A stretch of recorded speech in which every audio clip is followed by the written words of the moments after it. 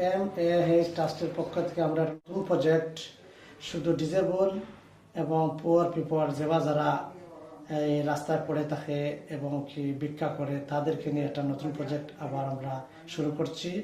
আগামী মাস থেকে আমরা প্রতি মাসে এটা ইনশাআল্লাহ আমরা এই বাস্তবায়ন করব।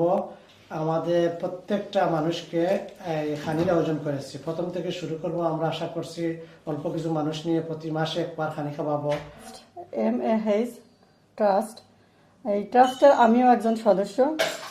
তো আমরা সবাই মিলে আসলে ট্রাস্টে কাজ করি, কিন্তু হয়তো এতদিন আমরা বেশি উঠাইনি, কিন্তু আমরা অনেক কাজ করি। আমি Rumman Hasan, vice president MAH ট্রাস্টের।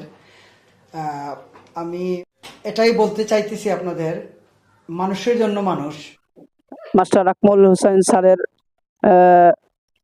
প্রিয় ছেলে নিয়ামুল হক নিয়ামকে আজকের এই খাদ্য বিতরণী অনুষ্ঠান সম্পূর্ণ হয়েছে, সেই দৃষ্টান্ত দেখে তার ব্যক্তিগত অভিব্যক্তি পেশ করার জন্য আমি বিশেষভাবে আহ্বান করছি।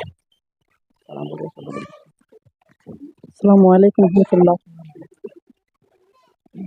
আমার আব্বাই সবার আগে আশ্রয়কেন্দ্র খাওয়া নিয়ে আমরা আলিয়ে আইছি, সবাই খাওয়াইলাম, খাওয়াইয়া আমরা করছি এবং আমরা খাওয়াই আমরা